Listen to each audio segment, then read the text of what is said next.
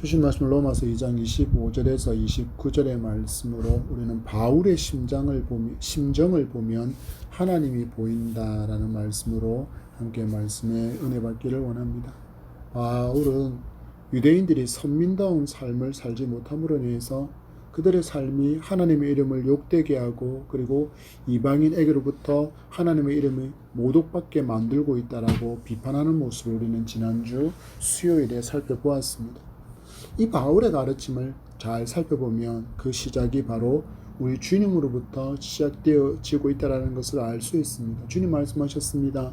너희는 세상의 소금이요 너희는 세상의 빛이라고 말씀하신 말씀을 통해서 성도가 세상을 살아가면서 어떤 삶을 살아야 하고 또한 성도는 삶을 통해서 하나님의 영광을 드러내어야 한다라고 가르쳐 주셨기 때문입니다. 그 예수 그리스도의 가르침을 좇아 살았던 바울 역시 그의 동족들을 보면서 선민다운 삶을 살지 못하고 있는 것을 한탄하며 그들이 바른 길로 돌아오기를 원한다는 목소리가 로마서에 기록되어 있는 것을 우리는 보았습니다. 그래서 성도가 말씀을 마주할 때나 설교를 들을 때 가장 중요한 태도 중에 하나라면 이것이 지금 내게 주시는 말씀으로 받아야 한다라는 것입니다. 설교하는 목회자가 설교를 준비하면서 이 단계를 건너뛰게 된다면 설교는 다른 누군가를 향한 것이 되어버리지만 목회자가 하나님의 말씀을 제일 먼저 자신에게로 적용하게 되면 누군가를 향한 설교가 아니라 자신을 향한 설교가 되어 목회자와 성도 모두가 말씀의 은혜로 나아갈 수 있게 됩니다. 우리 마음으로 질문하고 또 마음으로 답해보면 좋겠습니다. 나는 지난 수요일 이후로 목, 금, 토, 주일, 월, 화 이 6일 동안에 바울이 책망하는 유대인의 모습처럼 내 삶이, 내 말이, 내 행동이 다른 믿지 않는 사람들로 하여금 하나님의 이름을 욕하게 만들거나 혹은 하나님의 이름이 모독당하게 만들지는 않았는지를 우리는 질문하고 만약에 그런 자리에 우리가 서 있었던 것이 생각난다면 이 시간은 회개함으로 정결과 거룩함을 회복할 수 있기를 바랍니다. 오늘 바울은 유대인들의 종교 생활의 모습을 이야기하며 두 가지의 중요한 교훈을 교훈해 가고 있습니다. 우리는 주신 말씀을 통해서 하나님의 교훈을 받아 신앙의 진을 견고히 세워가는 은혜의 밤이 되기를 축복합니다. 주신 25절의 말씀입니다. 내가 율법을 행하면 할례가 유익하나 만일 율법을 범하면 내 할례는 무할례가 되느니라. 바울은 25절에서 27절의 말씀을 통해서 유대인들의 신앙생활을 말하면서 율법의 한계를 알려주고 있습니다. 바로 그 한계는 결코 인간이 율법을 온전히 완전하고도 완벽하게 결코 지킬 수 없다라는 것입니다. 만약에 율법을 1.1획도 어기지 않고 온전히 지킬 수 있다면 그 사람은 율법으로 말미암아 구원을 받을 수 있습니다. 그러나 인간 중에 율법을 하나도 범하지 않고 지키며 평생을 살아갈 수 있는 사람은 없습니다. 왜냐하면 인간은 여전히 죄성을 가지고 있기 때문이고 그리고 우리를 미혹하는 사단이 여전히 우리 곁에 존재하고 있기 때문입니다. 그래서 사람에게는 하나님의 은혜가 필요하고 주님의 십자가가 필요한 것입니다. 유대인들은 이 놀라운 은혜의 주님이 바로 곁에 있었지만 그들은 그 주님을 거부했고 그 주님께서 베푸시는 은혜 또한 거부한 민족이 되었습니다. 그러면서 그들은 여전히 자신들은 큰 자랑거리를 가진 백성이라고 스스로 여기면서 살고 있었습니다.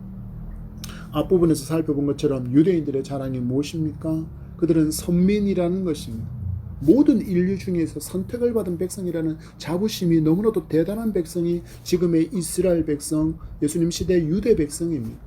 하나님의 언약의 백성이라는 표식인 할례 역시 그들의 자부심이었습니다. 그런데 오늘 바울을 보십시오. 날카롭게 그들의 위선을 지적하고 있습니다. 너희들이 율법을 받은 민족답게 하나님의 말씀을 준행하며 살고 있다면 너희들이 자랑하는 할례도 분명히 의미가 있다, 유익이 있다라고 말합니다. 이 말의 속뜻은 이렇습니다. 너희들이 지금 율법을 행하지도 않고 할례의 참된 의미도 제대로 이해하지 못한 채 혈통적으로만 유대인이라는 사실만으로 마치 구원이 자연스럽게 주어질 것이고 하나님께서 결코 너희를 버리지 않으실 것이라는 심각한 착각에 빠져 있다라고 이야기하는 것입니다. 지금 바울이 말하는 할례가 처음 등장하는 부분은 창세기의 아브라함의 때입니다. 할례는 창세기 17장 17절 말씀은 하나님께서 아브라함과 맺으신 언약에 대한 상징으로 등장하는 것이 할례입니다. 하나님은 아브라함과 그 노예를 포함한 그 가정에 속한 모든 남자들에게 할례를 행하도록 명령하셨고, 이 명령이 있을 때가 아브라함의 나이가 99세였고 그의 첫 아들 이스마엘이 13살 때였습니다. 이때부터 이스라엘 남자들은 이 언약 의식을 통해서 하나님의 백성이라는 은밀한 표식을 몸에 가지게 되었습니다. 성경은 말씀합니다. 너희 중 남자는 다 할례를 받으라. 이것이 나와 너희 그리고 너희 후손 사이에 지킬 내 언약이니라. 또한 이어지는 말씀 창세기 17장 11절 말씀에 이것이 나와 너희 사이의 언약의 표징이라 선언하시고, 13절에는 모든 사람이 다 할례를 받아야 할지니 이에 내 언약이 너희 안에 살아있어 영원한 언약이 되리라 라고 기록하고 있습니다. 할례는 하나님의 백성이 되었다는 언약의 표시로 이스라엘 백성의 몸에 새겨지는 흔적이었고, 또한 할례는 나는 내 하나님이 되고 너는 내 백성이다 라는 징표이고 상징이었으며 또한 마크였다라는 것입니다. 이것은 구약시대에 하나님의 백성이라는 증명서와 같은 것이 바로 할례였다라는 것입니다. 할례의 의미는 옛 사람이 죽고 하나님의 언약 백성이 되었다는 예식이고 증거였으며, 하나님의 백성이 되었다는 확실한 표시였기에 할례받지 못한 사람과 부정한 자는 하나님의 거룩한 성에도 들어갈 수 없도록 하나님께서 아예 규정하고 계셨습니다.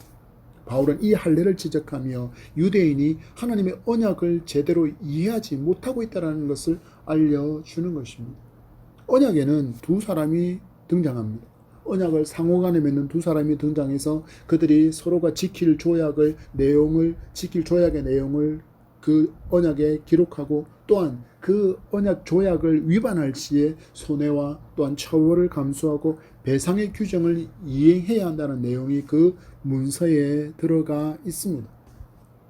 잠깐 살펴봤던 창세기에 등장한 아브라함과 하나님께서 언약을 맺으실 때 장면을 보면 하나님께서 짐승을 반으로 가르도록 만드시고 그 사이를 하나님의 임재의 상징으로 등장하는 화로와 횃불이 지나는 모습으로 기록하고 있습니다. 이것은 무슨 의미를 뜻하고 있냐? 이 언약을 어길 시에는 지금 내 눈앞에 있는 이렇게 반으로 쪼개진 짐승처럼 쪼개질 것이라는 무서운 징계를 담고 있는 것입니다. 또한 하나님도 언약의 당사자였기 때문에 만약에 하나님께서 이 언약하신 것을 지키지 않으면 이처럼 쪼개진다라는 의미는 하나님께서 반드시, 하나님은 그러실 수가 없는 분이시기 때문에 반드시 언약을 지키시겠다는 확약을 아브라함에게 주신 모습이 그 쪼개진 짐승 사이로 화로와 또한 횃불이 지나는 모습으로 언약이 이루어졌다라는 것을 하나님께서 보여주셨다라는 것입니다. 언약은 서로가 그 언약을 지킬 때 의미가 있다라는 것입니다. 바울은 이야기합니다. 할례가 의미가 있을 때는 율법을 지키는 삶이 함께 할 때라고 이야기합니다.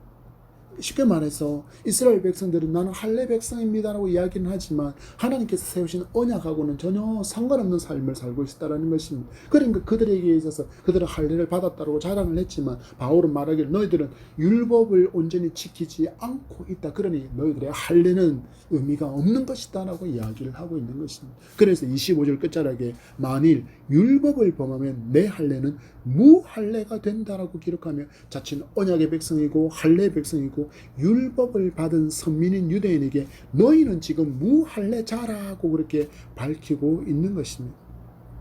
여러분, 성도가 성도인 이유가 무엇입니까? 은혜로 말미암아 구원을 믿음의 선물로 받았기 때문에 우리는 성도라는 이름을 갖게 되었습니다.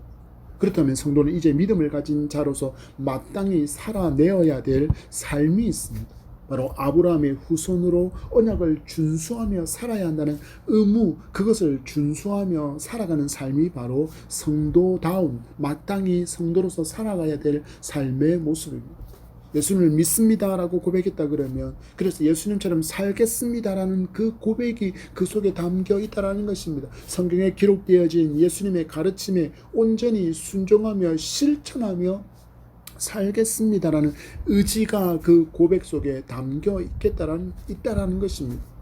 이런 순종의 삶을 살지 못하면 예수님 말씀처럼 맛을 잃은 소금처럼 밖에 버려져서 사람들에게 밟히는 인생이 되고 마는 것입니다. 누가 그렇고 살고 있습니까? 바로 지금 바울 앞에 서 있는 유대인들이 마주한 삶이 이러했습니다. 그럼 어찌해야 합니까? 이 사람들은 어찌해야 됩니까? 말씀의 조명을 받아서 거짓된 길에서 돌아서야 합니다. 위선의 길에서 돌아서야 합니다. 오직 진리로, 복음으로 돌아가야 합니다. 그래야만 그들에게 소망이 있습니다. 바울은 그래서 그것을 계속해서 지금 외치고 있는 것입니다. 26절의 말씀을 보십시오. 그런즉 무할례자가 율법의 규례를 지키면 그 무할례를 할례와 같이 여길 것이 아니냐. 유대인의 입장에서 볼 때 이방인들은 다 무할례자입니다. 언약의 백성이 아니라는 것입니다. 여전히 성경과 하나님은 유대인만의 전유물처럼 여기며 살아가는 유대인이었습니다.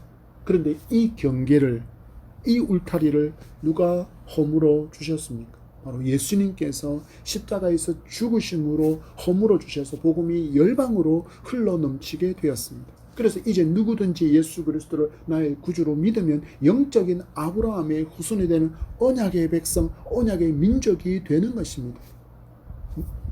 그래서 바울은 이야기합니다. 너희들은 하나님의 율법을 지키지도 않으면서 혈통적인 유대인이라는 사실만 붙들고 살아가지만 하나님께서 그 삶을 전혀 기뻐하지 않으신다라는 것을 복음으로 설명해 주고 있는 것입니다.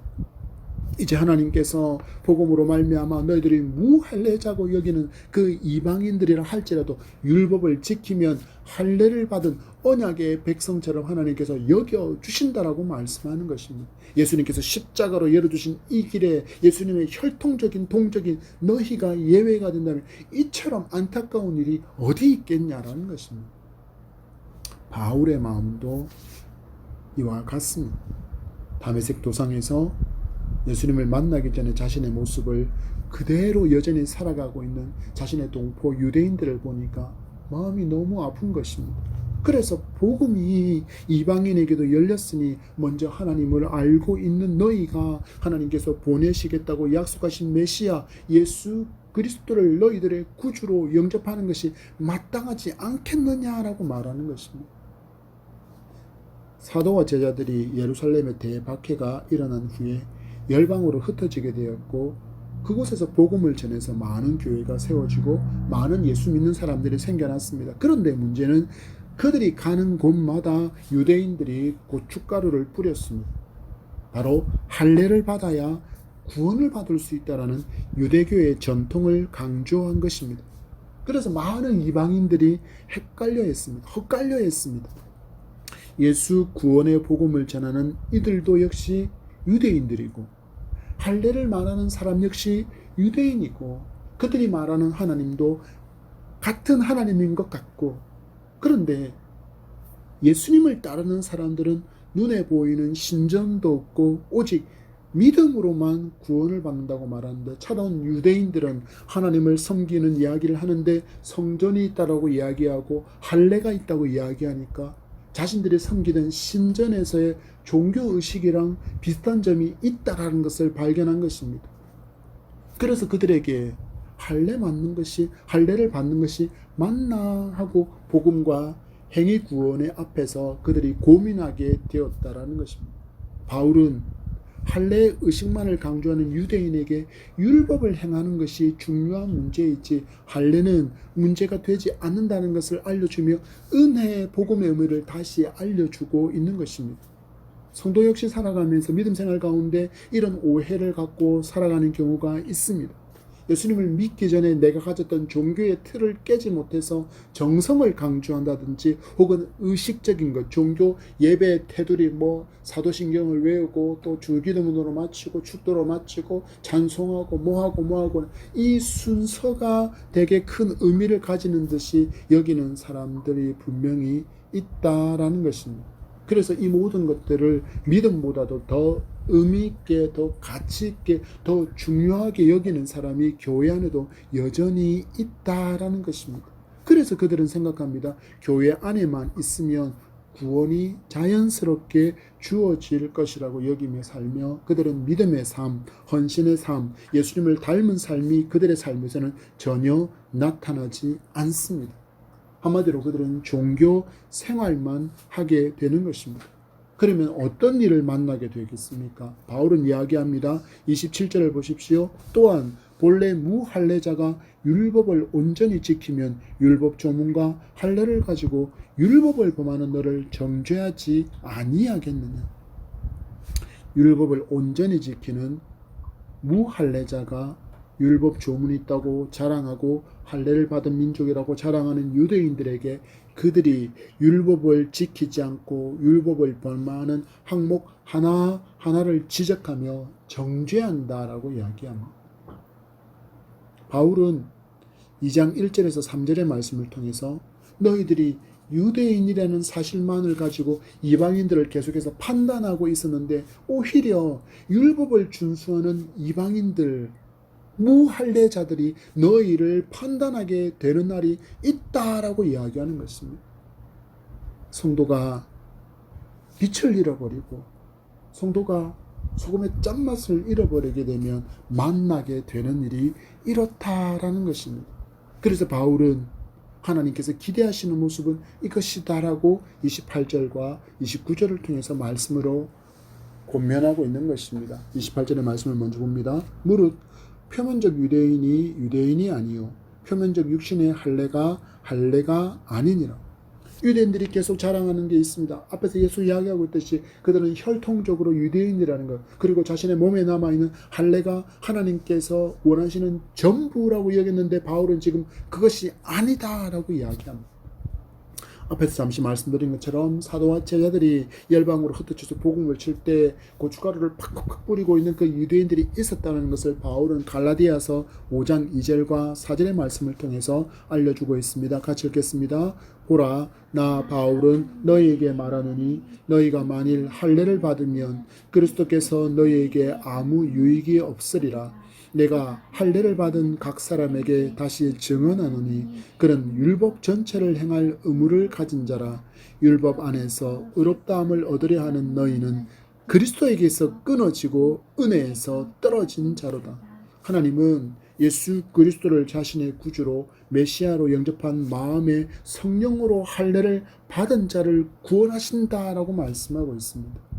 혈통이 구원을 가져다 주는 것이 아니라 오직 예수 그리스도를 믿는 은혜의 복음이 구원을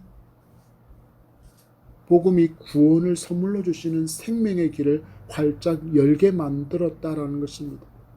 다시 말씀드리면 혈통이 구원을 가져다 주는 것이 아니라 오직 예수 그리스도를 믿는 은혜의 복음이 구원을 선물로 주시는 생명의 길이 활짝 열리도록 만들었다라는 것을 지금 강조하고 있는 것입니다. 그래서 로마서 1장 16절에 이렇게 이야기합니다. 내가 복음을 부끄러워하지 아니하노니 이 복음은 모든 믿는 자에게 구원을 주시는 하나님의 능력이 됨이라. 먼저는 유대인에게요, 그리고 헬라인에게로다.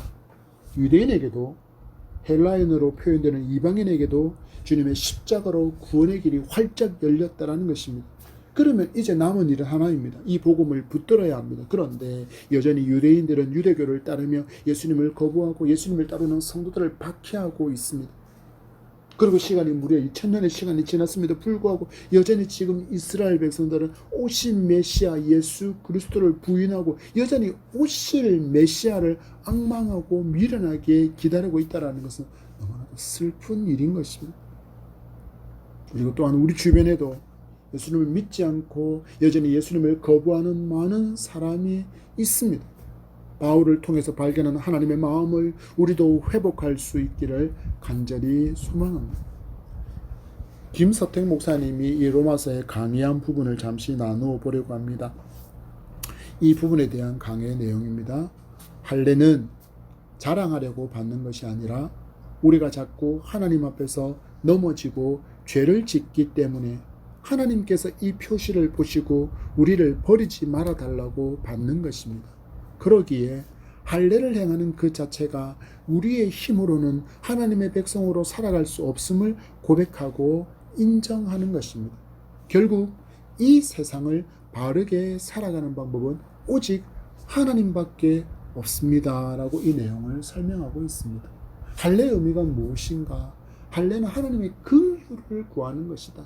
우리의 힘으로 이 세상을 살아갈 수 없으니 이제 내가 하나님의 백성, 하나님의 소유, 당신의 소유가 되고 당신의 백성이 되었사오니 하나님 나를 긍휼히 불쌍히 여겨주시고 나를 이 험한 세상 가운데 지켜달라고 붙들어달라고 하는 그 표식이 바로 할례라고 그렇게 설명하고 있는 것입니다. 그래서 바울도 고백합니다. 빌립보서 4장 13절 말씀에 내게 능력 주시는 자 안에서 내가 모든 것을 할 수 있느니라 이야기합니다. 내게 일어난 모든 일이 은혜로 된 것임을 구원해 나는 어떤 지분도 없다라는 것을 인정하는 바울을 만나게 되어집니다. 그리고 또한 이것을 인정하는 사람이 바로 성도입니다.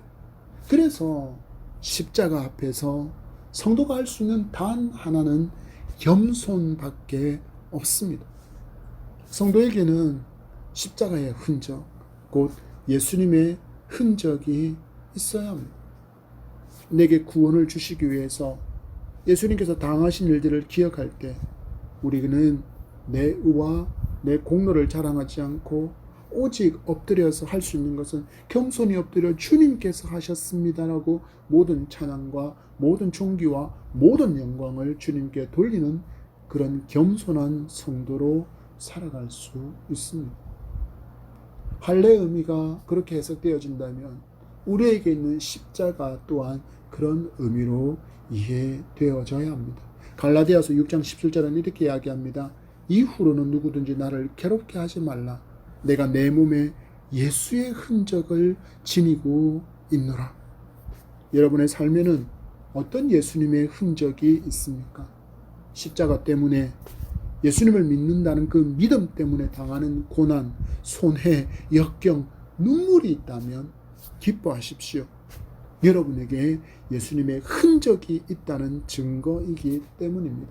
마지막 29절입니다. 오직 이면적 유대인이 유대인이며 할례는 마음에 할지니 영에 있고 율법 조문이 있지 아니한 것이라. 그 칭찬이 사람에게서가 아니라 다만 하나님에게서니라.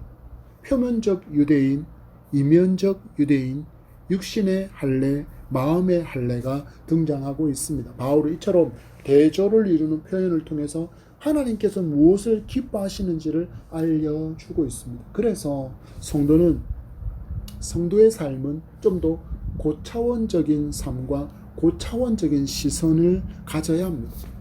사람에게서 칭찬을 받으려는 노력은 외적인 것, 겉으로 드러나는 것에 치중하게 되어져 있습니다. 왜냐하면 사람은 우리의 중심을 볼 수 없기 때문입니다. 그래서 겉으로 드러나는 모습으로 우리를 판단하기에 사람들은 보통 누군가의 눈을 의식해서 늘 그것에 의미를 두고 그것을 쫓아서 살아가게 됩니다. 쉽게 표현하면 한마디로 체면 때문에 봉사하고 체면 때문에 뭔가를 하고 있을 수 있다라는 것입니다. 지금까지 이런 가치관으로 신앙생활을 했다면 이제는 좀 더 수준을 높여서 하나님의 시선으로 나를 바라보는 것이 필요합니다. 하나님은 믿음으로 또한 성령으로 하나님을 의식하며 감사함으로 섬기는 자를 기뻐하신다고 하시기 때문입니다. 마태복음 6장 2절, 5절, 16절의 말씀을 읽겠습니다. 그러므로 구제할 때 외식하는 자가 사람에게서 영광을 받으려고 회당과 거리에서 하는 것 같이 너희 앞에 나팔을 불지 말라. 진실로 너희에게 이르노니 그들은 자기 상을 이미 받았느니라. 5절입니다. 또 너희는 기도할 때 외식하는 자와 같이 하지 말라. 그들은 사람에게 보이려고 회당과 큰 거리 어귀에 서서 기도하기를 좋아하느니라. 내가 진실로 너희에게 이르노니 그들은 자기 상을 이미 받았느니라. 16절입니다. 금식할 때 너희는 외식하는 자들과 같이 슬픈 기색을 보이지 말라. 그들은 금식하는 것을 사람에게 보이려고 얼굴을 흉하게 하느니라. 내가 진실로 너희에게 이르노니 그들은 자기 상을 이미 받았느니라. 사람에게 보이기 위해서 행한 후에 사람들로부터 칭찬을 받았다면 이미 자기 상을 받았다라고 말씀합니다. 그런데 심각한 문제가 하나 남아 있습니다. 그렇다면 하나님으로부터는 무엇을 받는가의 문제입니다. 돌아가서 1절의 말씀을 보십시오. 사람에게 보이려고 그들 앞에서 너희 의를 행하지 않도록 주의하라. 그리하지 아니하면 하늘에 계신 너희 아버지께 상을 받지 못하느니라. 인간에게서 영광을 취하고 인간에게서 칭찬을 받고 인간에게서 상을 받은 후에는 하나님께서 상을 그에게 주지 않으신다라고 이야기합니다. 한마디로 하나님께로부터 어떤 상도 받지 못한다라고 이야기합니다. 본문 29절을 다시 살펴보십시오. 그 칭찬이 사람에게서가 아니요 다만 하나님에게서니라. 여러분 모두가 이 칭찬을 기뻐하며 믿음의 여정을 걸어가게 되기를 축복합니다. 사람은 내 마음과 나의 진심을 다 알지 못하지만 하나님은 다 아십니다. 이 마음으로 섬기며 봉사할 때 우리는 지치지 않고 사그라지지 않는 기쁨으로 믿음의 여정을 걸어갈 수 있음을 믿습니다. 바울은 말합니다. 너희들의 삶을 하나님의 말씀으로 조명해 보아라. 진정 너희들의 삶이 율법을 받은 자로 선민으로 할례 언약을 가진 자다운 삶을 살고 있는가? 바울의 글을 통해서 하나님께서도 우리에게 똑같이 질문하십니다. 예수의 피로 구원받은 성도다운 삶을 살고 있는가? 예수님으로 가득 채워지면 예수님이 내게서 흘러 넘칠 수밖에 없습니다. 이 진리를 마태복음 12장 35절은 이렇게 말씀합니다. 선한 사람은 그 쌓은 선에서 선한 것을 내고 악한 사람은 그 쌓은 악에서 악한 것을 내느니라. 말씀으로 권면하며 여러분에게 질문합니다. 여러분은 어떤 흔적을 남기며 이 믿음의 여정을 걸어가고 있습니까? 말씀을 맺습니다. 바울은 자신의 동족에게 날카로운 메시지를 전하며 복음으로 진정한 믿음의 사람으로 돌아서게 되기를 간절히 원하고 있는 것을 우리는 말씀 가운데 발견할 수 있습니다. 성경은 하나님의 감동으로 된 것이기에 이 바울의 마음이 곧 하나님의 마음이기도 하다는 것을 성도는 알아야 합니다. 그래서 성도는 말씀 앞에 늘 자신을 비추어 보는 삶이 필요합니다. 그래야 내가 얼마나 큰 은혜를 받은 사람인지를 알고 나의 소중함을 알 수 있기 때문입니다. 이미 예수님의 피값으로 죄값이 지불된 하나님의 소유이기에 하나님의 자녀답게 당당함으로 살아가는 사람이 바로 성도이기 때문입니다. 그리고 내게 일어난 이 모든 구원의 역사가 전적인 하나님의 은혜임을 알았기에 성도는 겸손함으로 감사함으로 믿음의 길을 걸어가야 합니다. 오늘 주신 말씀을 통해서 할례는 하나님께서 우리의 능력이고 우리의 보호자가 되어 주신다는 신실한 약속의 표징이라는 것을 우리는 배웠습니다. 지금까지 하나님은 늘 한결같이 신실하게 이 약속을 지켜 오셨지만 이 언약의 당사자인 우리가 늘 배반하고 늘 배신하고 불신하고 불순종하며 살아왔을 뿐입니다. 그런데도 하나님은 은혜로 이 언약을 기억하시고 그럼에도 불구하고 우리를 향하여 여전히 자녀라고 불러주십니다. 유대인을 향한 이 안타까움이 우리를 향한 하나님의 안타까움임을 기억하면서 나를 믿음으로 말미암아 아브라함의 후손으로 삼아주신 은혜를 기억하며 살아갈 수 있게 되기를 간절히 소망합니다. 그리고 우리 이 믿음의 길을 또 힘차게 걸어갑시다. 하나님을 의식하며 걸어가는 우리의 길에 생명의 열매가 풍성함을 보게 하실 것입니다.